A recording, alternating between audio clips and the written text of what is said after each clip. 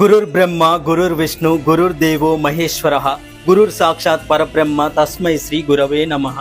ఈ శ్లోకం అందరికీ తెలుసు, కానీ ఈ శ్లోకం ఎలా పుట్టింది, మొదట ఎవరు పలికారు, ఎందుకు పలికారు, దీని వెనకున్న కథ ఏంటి కొద్ది మందికే తెలుసు.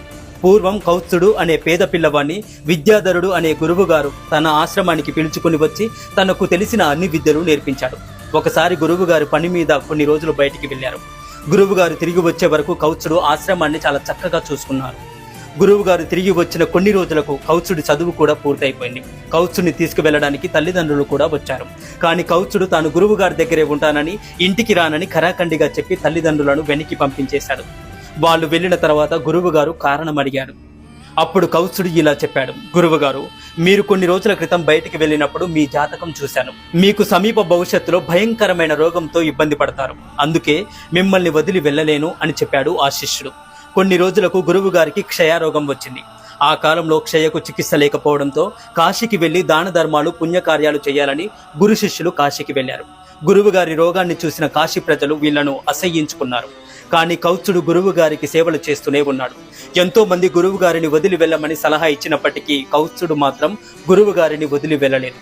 కౌత్సుడి యొక్క గురుభక్తికి మెచ్చిన త్రిమూర్తులు అతన్ని పరీక్షించాలనుకున్నారు. మొదట బ్రహ్మదేవుడు మారువేషంలో వెళ్లి నీ గురువు గారిని వదిలేయమని సలహా ఇచ్చాడు. కౌత్సుడు బ్రహ్మదేవుడి మాటలను కూడా వినలేదు.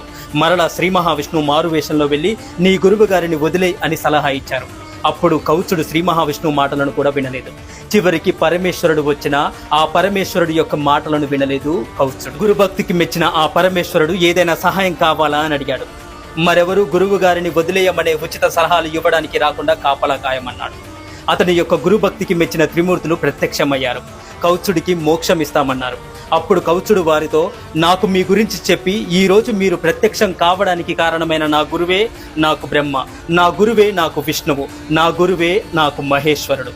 మీరు సాక్షాత్కారం అవడానికి కారణమైన నా గురువే పరబ్రహ్మ అని అర్థం వచ్చేలా ఇలా శ్లోకాన్ని చెప్పారు. గురుర్ బ్రహ్మ గురుర్ విష్ణు గురుర్దేవో మహేశ్వర గురుర్ సాక్షాత్ పరబ్రహ్మ తస్మై శ్రీ గురవే నమః అని తన గురువు గారికి మోక్షాన్ని ప్రసాదించమని వేడుకున్నాడు ఆ శిష్యుడు. గురుభక్తికి మెచ్చిన త్రిమూర్తులు గురువు గారికి మోక్షాన్ని ప్రసాదించారు. ఆనందంతో కౌత్సుడు తల్లిదండ్రుల వద్దకు వెళ్ళిపోయాడు. ఇది ఈ శ్లోకం వెనుక ఉన్న అసలైన కథ. కొన్ని ముఖ్యమైన శ్లోకాల విలువలు, అర్థాలు మనమందరం తెలుసుకోవాలి. మనమందరం మన ముందు తరాలకు తెలియజెప్పాలి. హరే కృష్ణ. మీకు ఈ వీడియో ఎలా అనిపించిందో మీ అభిప్రాయాన్ని తప్పకుండా కమెంట్ చేయండి.